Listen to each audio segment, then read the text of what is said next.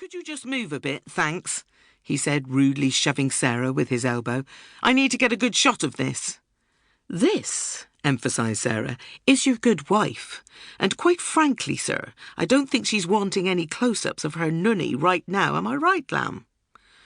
"Yeah, no," Anna confirmed between puffs. Julius took no notice. So Sarah rudely shoved him back with her elbow as she explained to the young trainee midwife, "Some of our daddies forget themselves in the excitement, and sure, they become utter fucking pillocks." Julius was oblivious. Sarah was disappointed that he was so singularly not the solid, supportive, wife-loving, emergent politician he purported to be. Yes, tall and verbose and shiny black, but no Martin Luther King this, she thought. Sarah saw that Julius was a behemoth of self-interest. It was evident that no one could love Julius more than Julius loved himself. An interesting and somewhat terrifying prospect as a potential father. "Oh dear," Sarah muttered to herself. "Oh, very dear." In another room down the corridor, a very different baby is also being hatched. This room felt almost sacred. Even Hope's occasional muttered blasphemies were holy in their quietly focused devotion. She was praying and cursing in equal measure to a God that she was eternally grateful to. This baby was a happy surprise. Ever since Hope moved to London, away from her family in Bristol, she had felt singularly singular. Her loneliness was compounded by the thrust and bustle of so many busy people all around her, all the time. Everyone was going somewhere with a clear sense of purpose, rushing and forever unfriendly. She pretty quickly gave up trying to catch anyone's eye or even smiling. It was a thankless and vaguely humiliating effort, and left her with the sting of rejection to bolt on to her already aching isolation.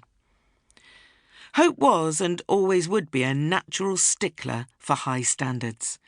After various placements heading up different cleaning teams, she had been promoted to manager of a 50-strong team in this very hospital. Hope liked to think that the reason this establishment had a good record regarding MRSA was because of her diligence. The last inspection had been the best they'd had for 10 years. Hope was commended. Hope was delighted. Hope knew the big move to London was the right thing to have done for her work. The pay was far better, almost 3 times what she could earn in Bristol. More importantly, though, she had been promised the chance of promotion, which was virtually impossible in the smaller city, in the relatively monopolised world of commercial cleaning. She would only ever have been a 0-hours contract cleaner there. Offices, universities, schools, wherever the contract sent her, she went. She didn't aspire to a desk job, no. She wanted to work hands-on, but she desperately wanted to run her own team, and that's what she could do in London. The main reason Hope wanted to head up her own team was because that was the only way she could ensure the job was done right. It bothered her to be shoddy, especially when it came to cleanliness. This job was the most natural and satisfying one she'd ever done, however lowly others might regard it to be. She cared not a jot. She wanted to be captain of her small and clean ship. She wanted to steer it, and London was the best port for that opportunity. And now Hope was grateful to know that she was giving birth in a clean hospital, in a room where her own team made extra visits to make her laugh and prove to her that they were continuing to do their job well in her absence. They put googly eyes on their mops and drew funny faces on their industrial rubber gloves. In 2 years, these folk were the closest she'd come to friends.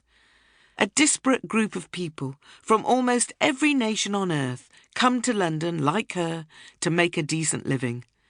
Some spoke very little English, but Hope always found a way to communicate. Sometimes she drew diagrams to help everyone understand her instructions. It was the silly faces from these diagrams